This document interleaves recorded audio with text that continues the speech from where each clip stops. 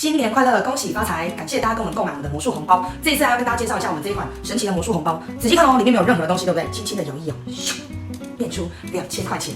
好，那我今天要跟大家介绍的就是我们这个魔术红包的制作方式，跟我们常见的几种维修的方法哦。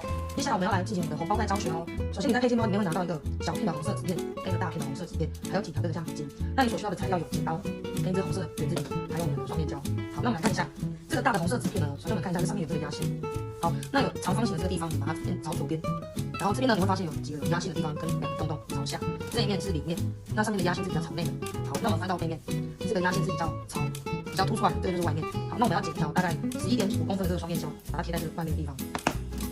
好，那我们这个双面胶就把它贴上。贴的时候啊，我们可以有一点点的缝隙，那个稍微有一点点。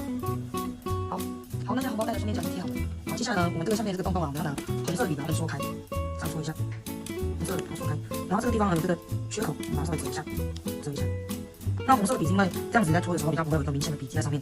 那这个洞的距离啊，是我们做过很多次的实验，找到一个最好的距离，用这样的方式来套上橡皮筋，拉伸的话它比较不容易断裂。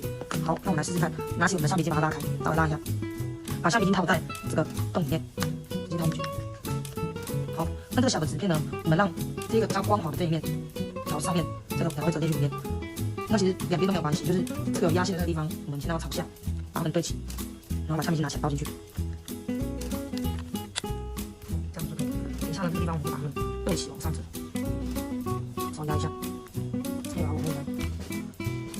好，然后双面胶我们就把它撕开。好，这个先往上对折，往内折。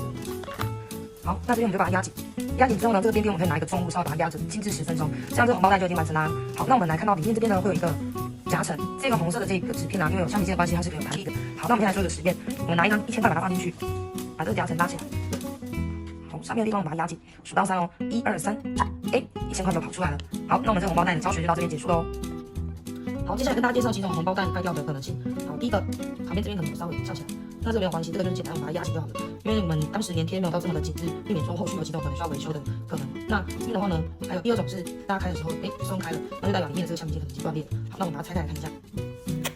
好，从这个边边的接缝把它拆开来，这个橡皮筋真的断掉了。好，那我们就把这个断掉的橡皮筋直接把它丢掉就可以了。再拿一条我们备用包里面有这个新的，把它拿起来稍微把它拉伸。好，那我们来看一下，这边的话呢有分成大片跟小片的，大片跟小片。那我们把大片的这一面呢，有双面胶的这一边，先把它朝下面，没有双面胶的这是里面的这边朝上。好，那我们把这个橡皮筋重新的把它套上去。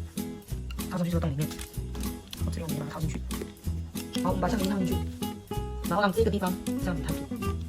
好，然后这边呢一样有洞的地方，我们让它们对齐，之后把它倒进去。那这个地方呢，有些人会觉得说，这里有点松开怎么办呢？没关系，我们大概剪一个3公分的胶带，像这样子，把粘性的这一面朝上，从这边稍微一点点把它塞进去这个夹层中间，让它等一下胶带可以反粘，把它放进去。好，这边把它往上对折。让这个胶带跟我们的橡皮筋还有这个接缝都把它连起来，这样子就会比较牢固了。